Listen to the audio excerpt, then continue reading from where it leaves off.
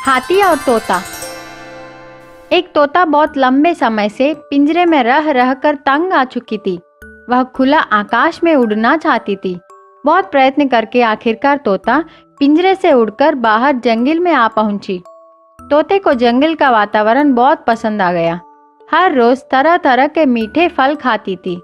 पगली जैसी उछलती फिरती जंगल के चारों ओर घूमती थी।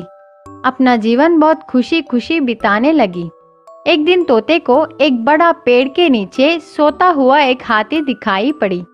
उसे ऐसे देखते ही तोते को एक नटखट उपाय आया। चाहे जो कुछ भी हो, वह हाथी को परेशान करके उसे नींद से जगाना चाहिए। बहुत तेजी से पेड़ के ऊपर से नीचे आई। अपने चोंच से हाथी की सूंड पर चुभी। उस चोट से हाथी जाग गई। आंखें खोलकर देखी। तोता पेड़ के ऊपर जाकर हंसने लगी। हाथी नाराज होकर कही, अरे तोता, क्या परेशानी है? तोता ने जवाब दी, मजाक है मेरे दोस्त। हंसने लगी। हाथी को कुछ फर्क नहीं पड़ा। आंखें बंद करके फिर से सो गई। कुछ देर बाद तोता फिर से नीचे हाथी के पास आकर दोबारा उसको परेशान की और तुरंत वहां से उड़कर पेड़ के ऊपर चली गई।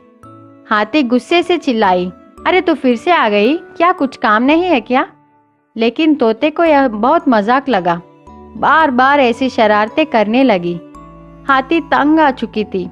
कुछ करना नहीं चाहा। वहां से उठकर चली गई। तोते को और मजा आ गया। फिर से एक और बार तेजी से जाकर हाथी को अपने चोंच से चुभी। हाथी क्रोधित हो गई। कुछ ना कुछ तो करके उस तोते को सबक सिखाने का निर्णय ली। हाथी एक तालाब के पास गई। अपने सिर को छोड़ बाकी का पूरा शरीर पानी में डुबाई। इसको देख तोते को बहुत मजा आया। वह सोची, अरे देखो, मेरे से डरकर हाथी पानी में जाकर छिप गई। खूब हंसने लगी। फिर से तोता वहां जाकर हाथी के ऊपर बैठ गई। हाथी को चुबाना चाहिए।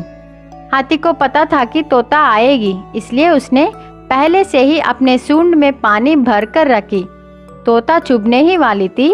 इतने में हाथी ने पानी को झटके से तोते पर झोंकी। तोते को बहुत जोर से लगा। तालाब में गिर गई। जान के लिए तड़प रही थे। हाथी को तोते पर दया आकर उसको पानी से बाहर निकालकर जमीन पर फेंक दी। तोते ने हाथी से क्षमा मांगी। उसको बहुत अच्छा सबक मिला। हाथी जोर से हंसकर वहां से चली गई। अब तोते को बड़ों और छोटों के बीच अंतर पता चल गया। सीख, मजाक करने का भी एक हद होती है। उसे जानकर व्यवहार करनी है। दूसरों के द्वारा तुम आदर चाहते हो तो पहले दूसरों का आदर करो।